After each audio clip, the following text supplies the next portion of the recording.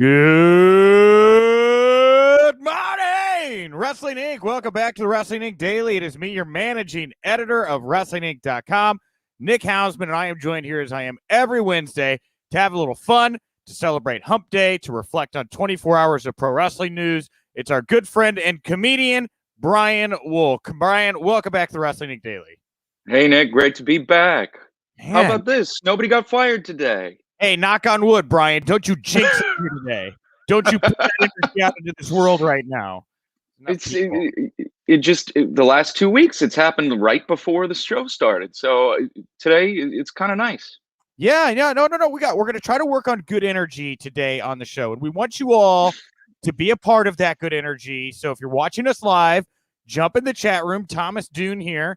He's saying good evening. So I'm guessing he's in a part of the world where it's nighttime, which is fine. That's how time works in the sun, right? So it doesn't have to be morning where you're at. But we're going to have a great time here today. Jump in the chat room. If you're listening to us in audio form, thank you very much. Later on in the show, you're going to get to hear part one of Drew Rice's new Wrestling Inc. Contributor, his interview with Gerald Briscoe that, if you haven't heard me tell the story, it was about his senior college paper. It was about WWE. He wound up interviewing all these wrestlers of note. This one is well over an hour. So what we're going to do here is today we're going to play for you in audio form after the news, part one of the Briscoe interview. If you're over on watching us live on YouTube, go over to the channel, the Wrestling Inc. YouTube channel, in less than an hour, right? Over at 1 Eastern to see part one live. We can all watch it together. Tomorrow is the NXT media call with Triple H. So as soon as I finish this, I'm going to jump on that. We'll put the audio for that on tomorrow's daily. And then Friday, we're going to air part two of the Gerald Briscoe interview. So I'm giving you the whole slate of content you're getting for the rest of the week now because it's just easier for me to explain. So there you go. A lot of content, Gerald Briscoe, Triple H over the next 2 days here. How awesome to have Gerald Briscoe. Dude, I love this Drew Rice story. Like, Drew's not only a great writer, good guy, great brother. I just think it's awesome that for his college senior paper, he reached out to like over 100 wrestling people, and these are all just people that wanted to work with a kid on his college senior paper. And so the tone of these interviews is like way candid, and like quite frankly, they're all really good. So that's why we're airing them all over time. So this week you get Briscoe. How awesome. Yeah, good vibes. And then we're going to dive in the mailbag later. We're going to look at which of the matches for NXT TakeOver in your house that you are most excited about. But let's get to it here. Christian Arnold beat me to it. News you can use. News that'll leave a bruise. Let's get it, says Christian here. Yeah, all right. Well, hey, I'm going to throw a little zinger at you here real fast. This morning, the big buzzy thing, Brian, that I'm seeing all over my timeline right now is that the WWE stock is doing really exceptionally well. I'm sure you've heard about this, right? I did. So yesterday on Wall Street Bets, the user Penny Ether did one of the big famous Wall Street Bets posts where they analyze a stock, and he is in love with the WWE stock. Yeah. And as of today, it already has about 1,000 upvotes. Mm-hmm. And the stock, last I checked, was up like 15%, something like that. Currently, it is up here. Let me go to. I have the live ticker right in front of me because I knew we were going to start. Yeah, they're trading live right now. 12.5%. So it's currently up. So $7.30 for the day. But at one point, it was up like almost $10. You know. Yeah, a little over $10. It's a very memeable stock. There's so many things for the retail traders to get into about WWE. So it's fun and exciting, but also, you know, when a stock becomes a meme stock, they become highly volatile. Yeah. So a couple things here. So I went to the Reddit thread today for this trader, I'm guessing, that wrote up this report that caused everybody to go crazy overnight and buy all the WWE stock. And it's very long, and quite frankly, I have way too much ADD, and I did my best to retain as much as I could. The nice thing that he did is he put a lot of stuff in blocks with strong bold at the top.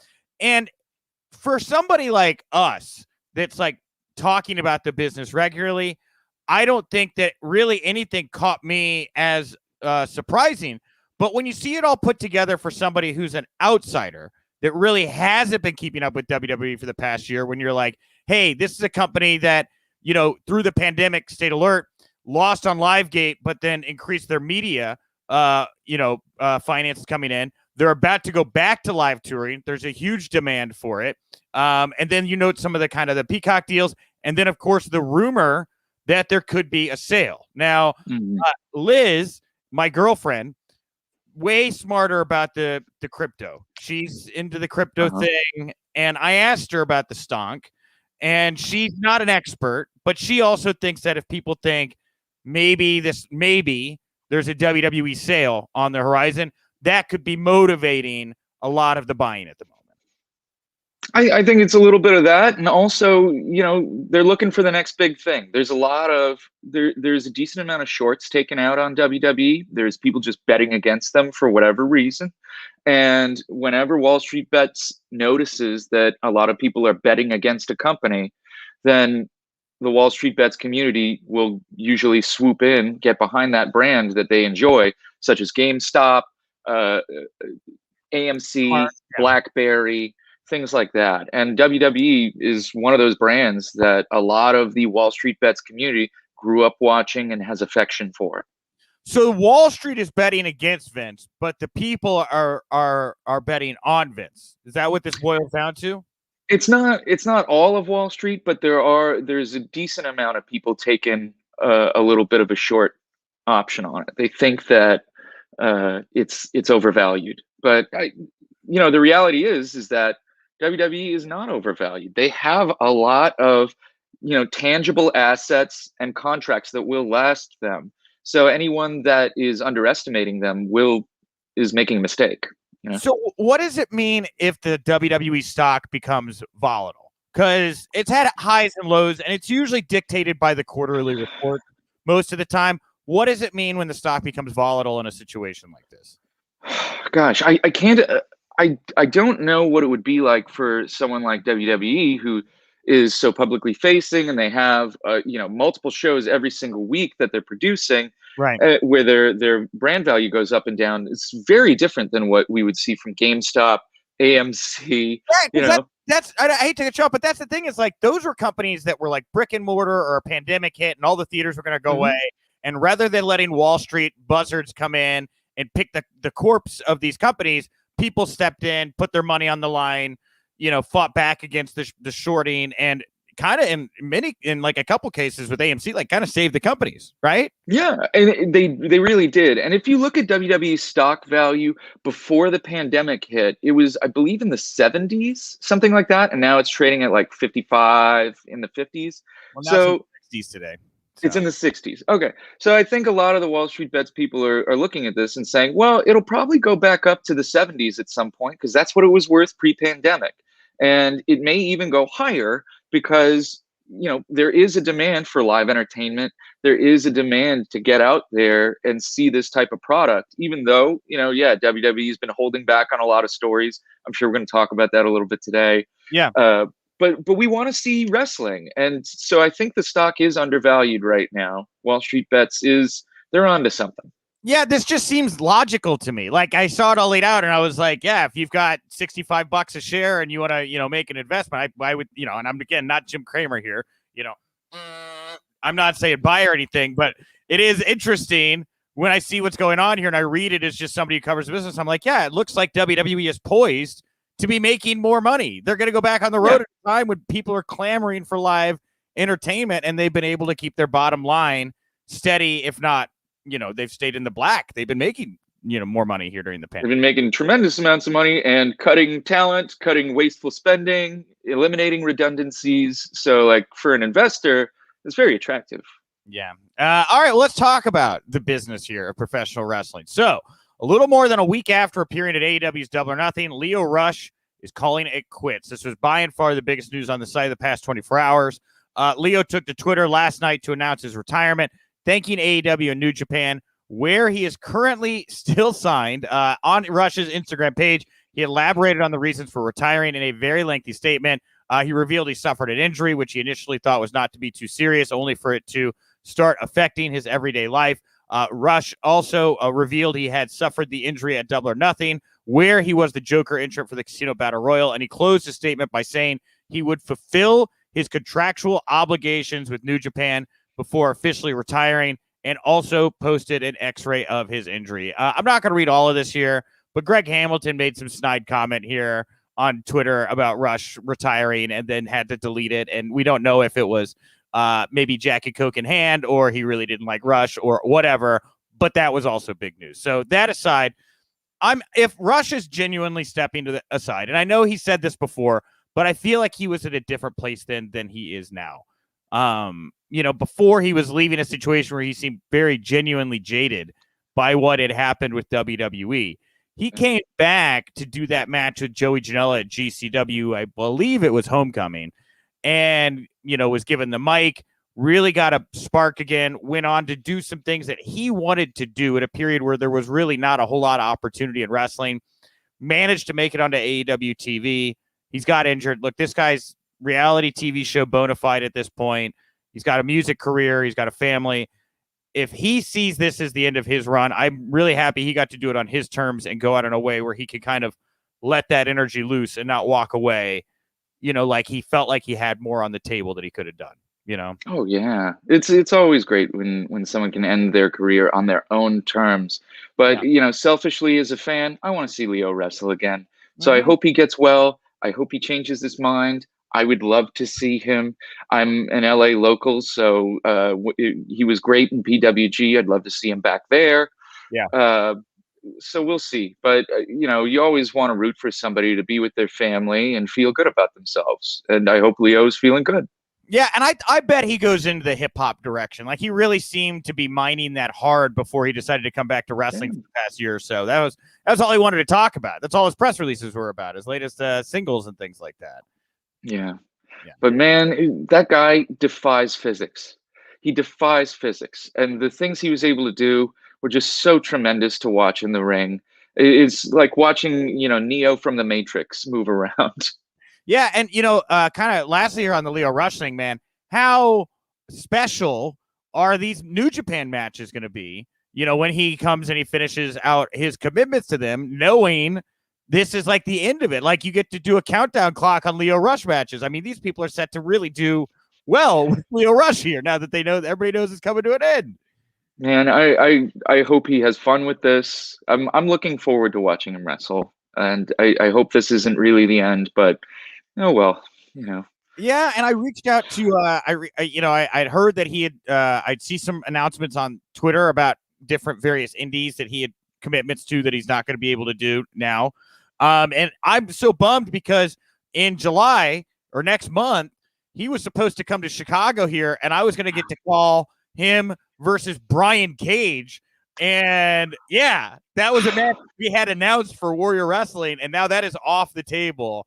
And I'm look, did a little, I can't tell you, but like, I did some snooping about who the replacement may be for the Cage match, and it's very, very exciting. But I was also really looking forward to Lio Rush versus Brian Cage. Man, would have been awesome. That would have been so cool.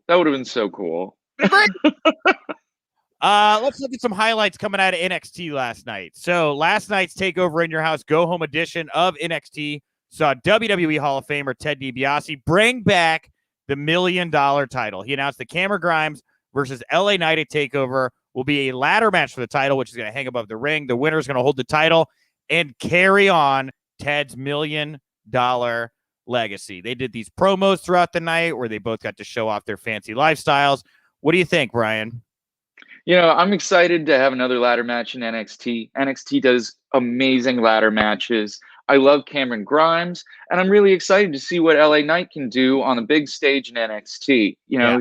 He's a heck of a performer, and with this type of production, with this type of spotlight, I think it will be an excellent match.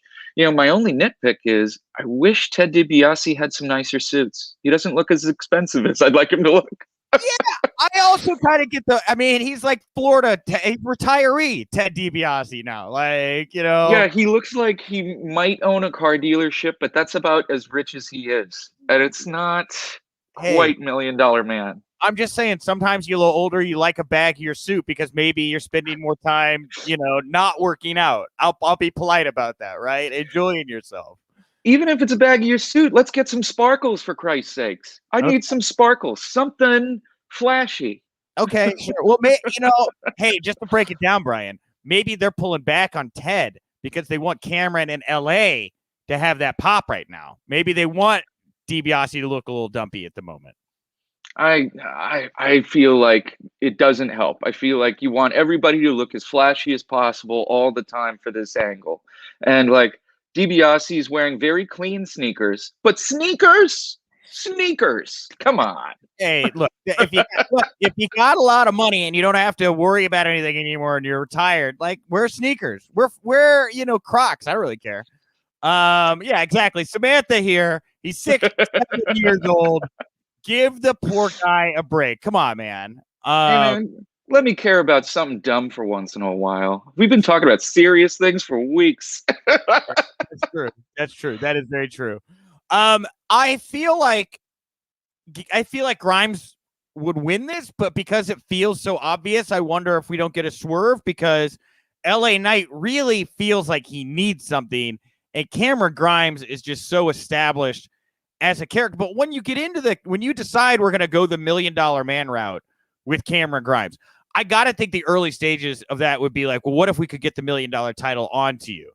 And now when you get on the path, does that change? Do you want to do something? But it felt like from the get-go, the plan was to get that belt onto Cameron Grimes. It feels so natural, Brian. It really does. But then you see LA Knight in there with the tan, with the look. You see like, oh man, this guy looks like he could take that $1 million championship. I'm not sure where this match is going to go.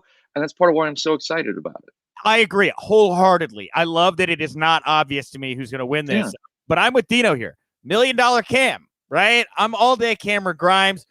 And with the WWE stonk doing so well, I guess a stonk is something that only goes up. That was another thing I was told this morning.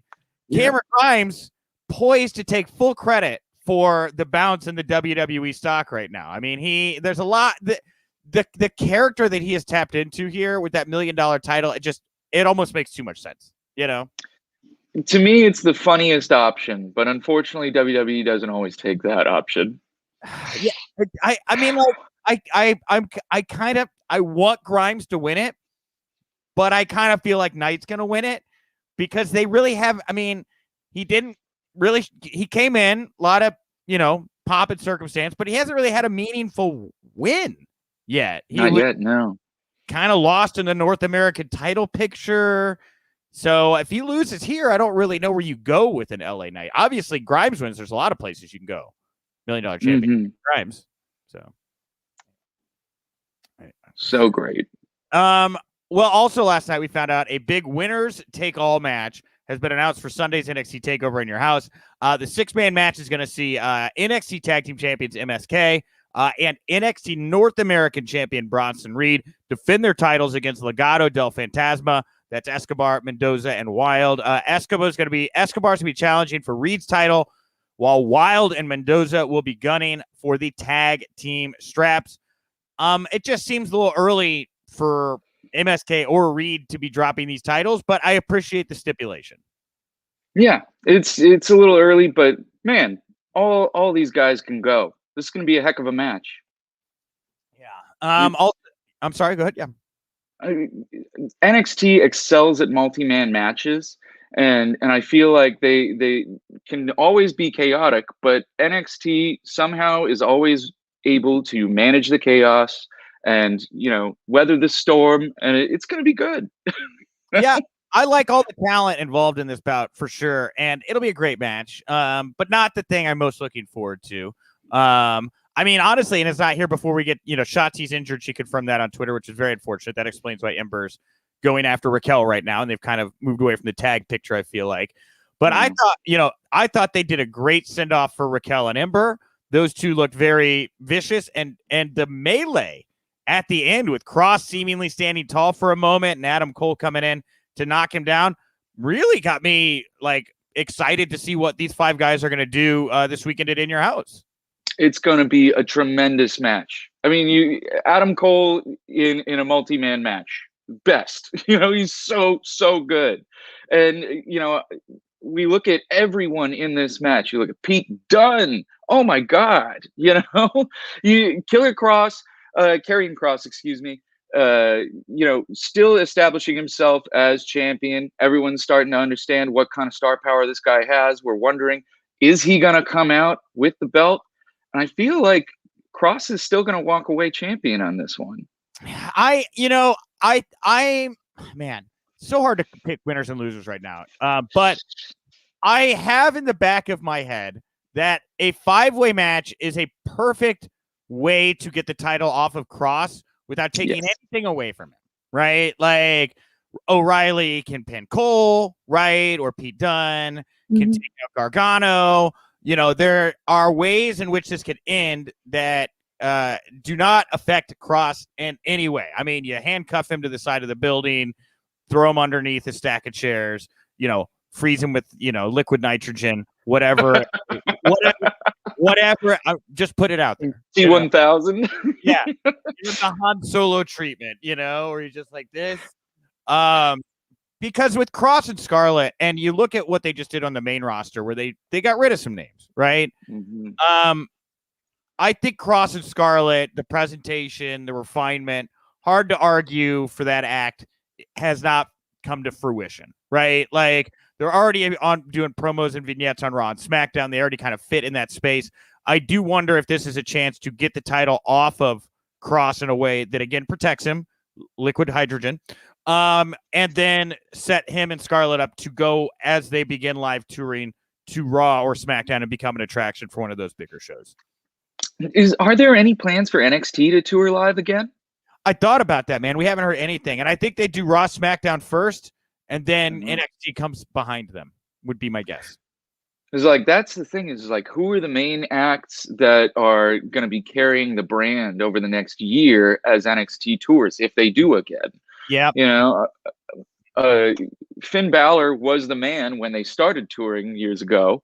And it looks like Finn might be on his way out from NXT. Yeah. So I wonder who's going to be the flag bearer. I would use this as a chance to establish Dunn or O'Reilly, personally, because I don't see Adam Cole has done a lot. This could also maybe be a turn for him to pivot to Raw or SmackDown, which has been talked about for a long, long time, right? So Cross, Balor, and Cole, all three of those I would put as kind of potential maybe helping get Raw, SmackDown up and running again. I'd even put Roderick Strong in the background there, who we have no idea where he is. But this is a chance, I think, for Dunn or O'Reilly to either stand out or take the title, because like a Pete Dunne is somebody that a lot of people have a lot of passion for. I know that NXT audience really loves Pete Dunne. He's never had that NXT title run. This would be a great chance to get him going with that. And then you can kind of give the rub a little bit to the NXT UK brand over the next year as well with Dunn on top. Yeah, there's Walter still hanging out there, Tyler Bate, so many guys that have great chemistry with Pete Dunne. So that would make sense. I know you're a big Poppy fan. How do you feel about, the drama with Dexter Lumis and Indy? Are you a fan? I love it. I want more. I feel like we're leading towards Poppy getting in the ring next to Io Shirai.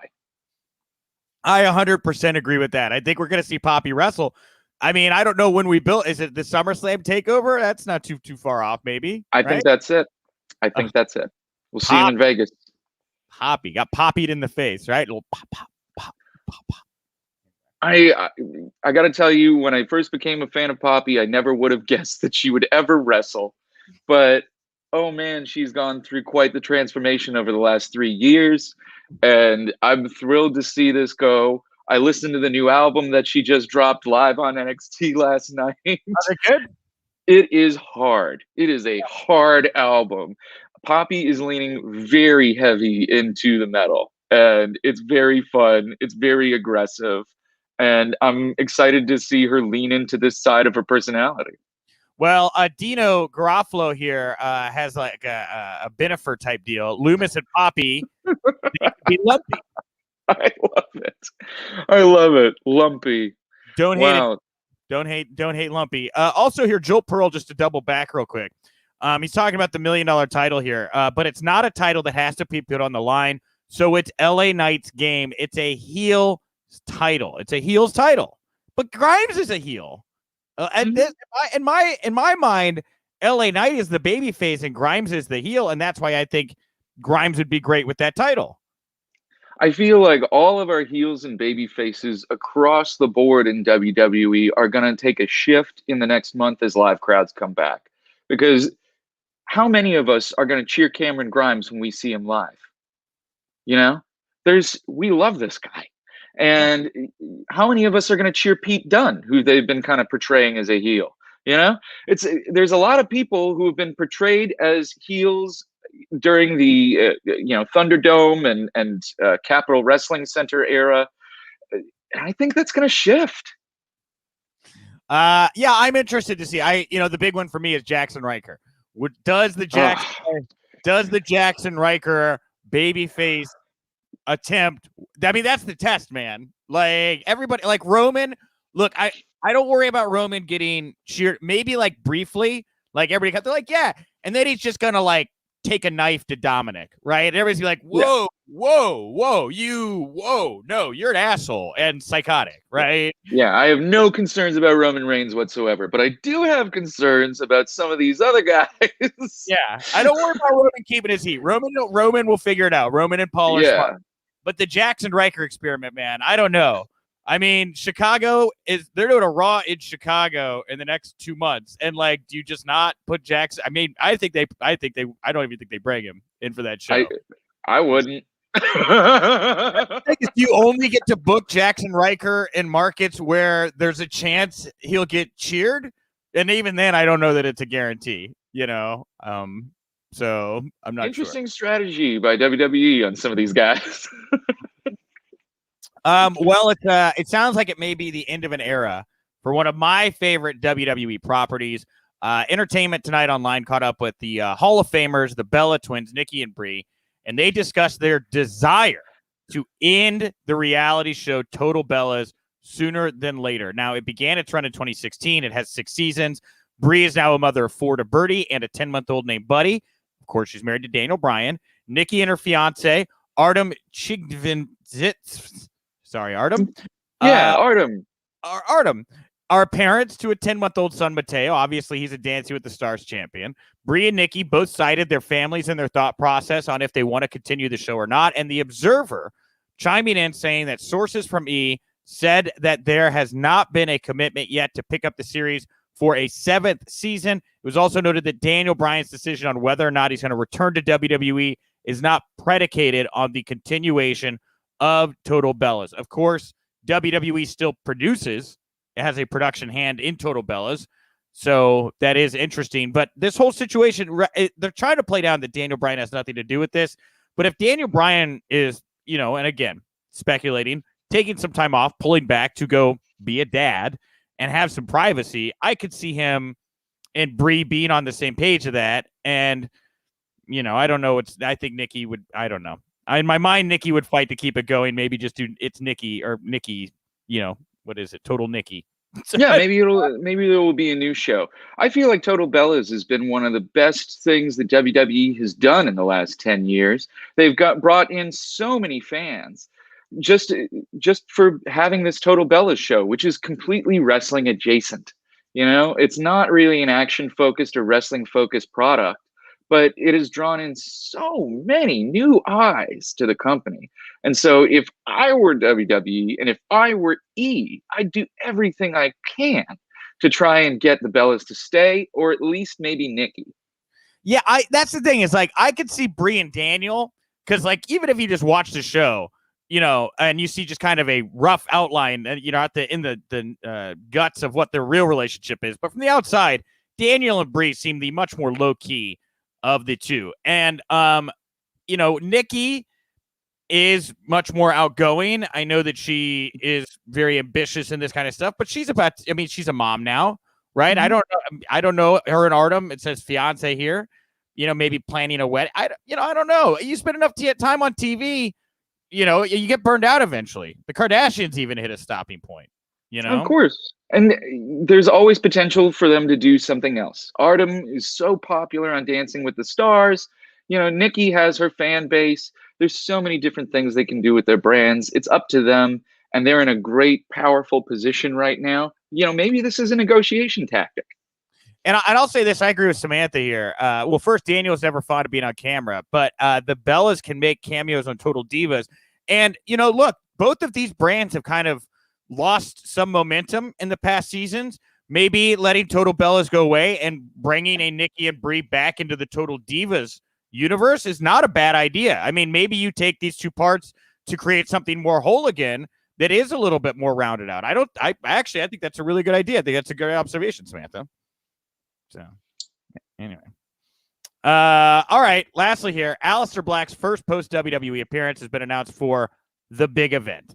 Rack Attack Promotions, great name. Promoted by Nikki Bella? Not a promote, just a coincidence. Just a coincidence. Rack Attack Promotions announced that Black is going to be appearing from 10 to 2 at the Convention Center in East Elmhurst, New York on November 13th. As expected, Black is going to use his Tommy End name post WWE. Tickets are a combo for $70. That's a photo with Black and an autograph. This is still November 13th, a ways off. So I'm sure he's going to do something before then in wrestling. One would imagine All Out is before that, for example. But the only thing we take away from this is, Tommy End is back. That's the real thing here. We have confirmed that's the name Aleister Black's going to use post WWE. Have you been watching any of his Twitch streams where he's been talking about his ideas for the character and all the things that he was pitching, his alternative theme song and all that stuff? I read about the theme song. I read a headline about scrap plans for like The Undertaker, but I have unfortunately not had the time to sit and dig into Aleister. Or what are the highlights here? What are we missing? What's the stuff that's grabbed you? Man, he is full of ideas, and he's just looking at every single thing that's going on in WWE and has constant pitches for how he can weave himself in to other wrestlers' stories. His attention to detail is thrilling to listen to, and you can see exactly why Paul Heyman and Bruce Pritchard loved Aleister Black, and you can see why he's going to be successful wherever he goes.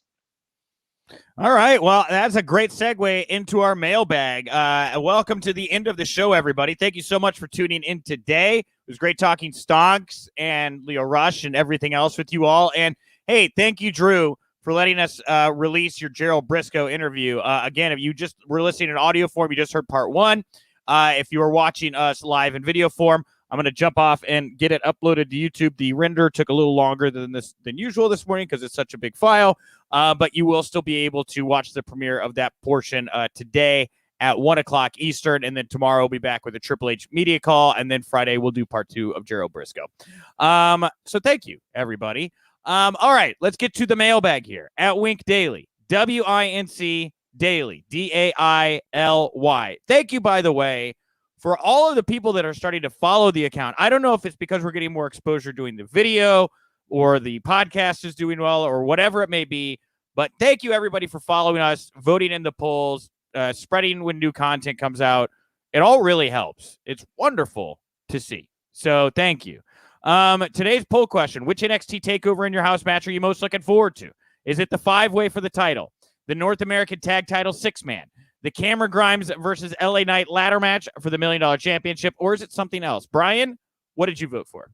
Gotta love that 5-way. Oh my God. Yeah. Like the names in there are fantastic, and NXT does multi-man matches better than anybody else. It's going to be so much fun. Hopefully the finish isn't the usual, someone steals a win at the end.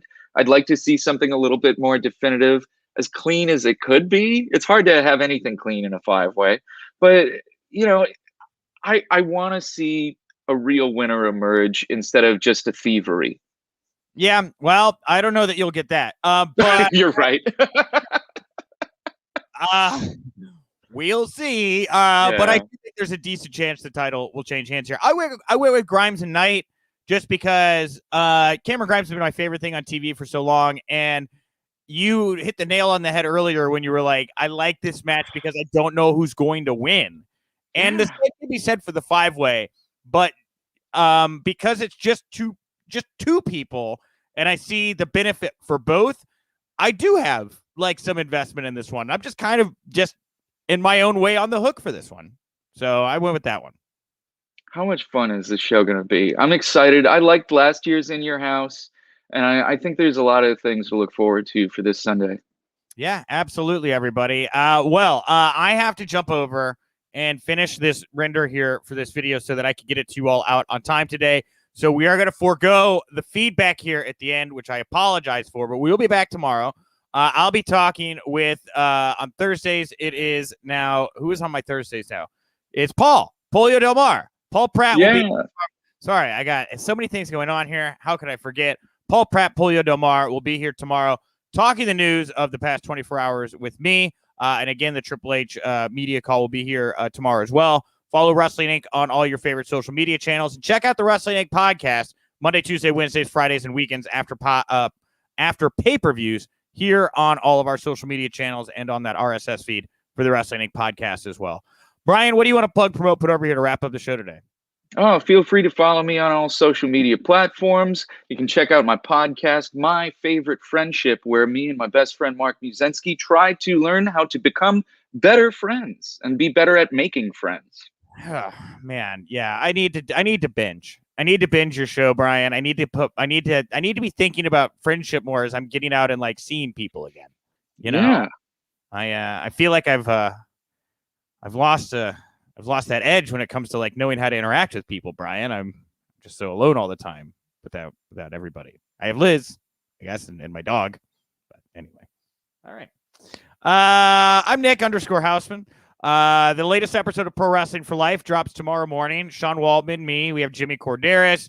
We have Tom Campbell from Cultaholic, and a very special surprise in the game show that I'm not going to say out loud. I want you guys to find out tomorrow. Be surprised.